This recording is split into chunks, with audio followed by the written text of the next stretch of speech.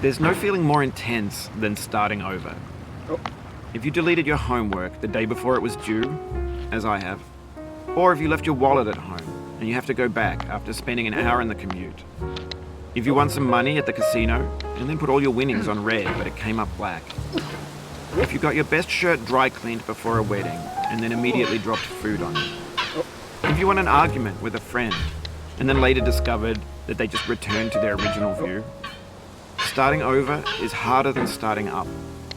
If you're not ready for that, like if you've already had a bad day, then what you're about to go through might be too much. Feel free to go away and come back. I'll be here.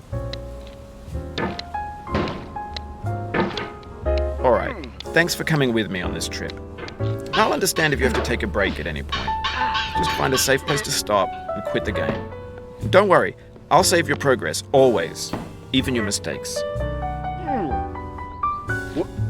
This game is a homage to a free game that came out in 2002, titled Sexy Hiking. The author of that game was Jazuo, a mysterious Czech designer who was known at the time as the father of B games. And B games are rough assemblages of found objects.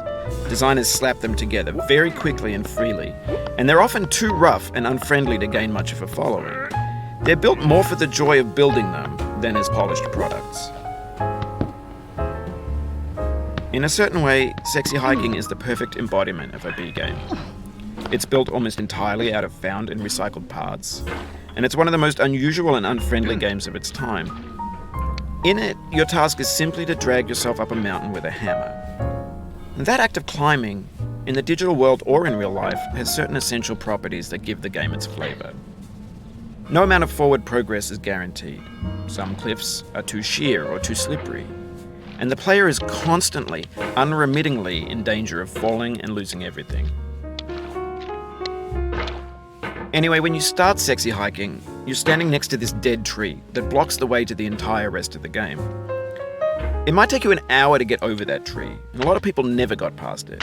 You prod and you poke at it, exploring the limits of your reach and your strength, trying to find a way up and over. And there's a sense of truth in that lack of compromise. Most obstacles in video game worlds are fake. You can be completely confident in your ability to get through them once you have the correct method or the correct equipment or just by spending enough time. In that sense, every pixelated obstacle in Sexy Hiking is real. The obstacles in Sexy Hiking are unyielding, and that makes the game uniquely frustrating. But I'm not sure Jazuo intended to make a frustrating game. The frustration is just essential to the act of climbing, and it's authentic to the process of building a game about climbing. A funny thing happened to me as I was building this mountain. I'd have an idea for a new obstacle, and I'd build it, test it, and it would usually turn out to be unreasonably hard. But I couldn't bring myself to make it easier. It already felt like my inability to get past the new obstacle was my fault as a player rather than as a builder. Imaginary mountains build themselves from our efforts to climb them, and it's our repeated attempts to reach the summit that turns those mountains into something real. When you're building a video game world, you're building with ideas, and that can be like working with quickset cement. You mold your ideas into a certain shape that can be played with, and in the process of playing with them, they begin to harden and set until they're immutable, like rock. And at that point, you can't change the world, not without breaking it into pieces and starting fresh with new ideas.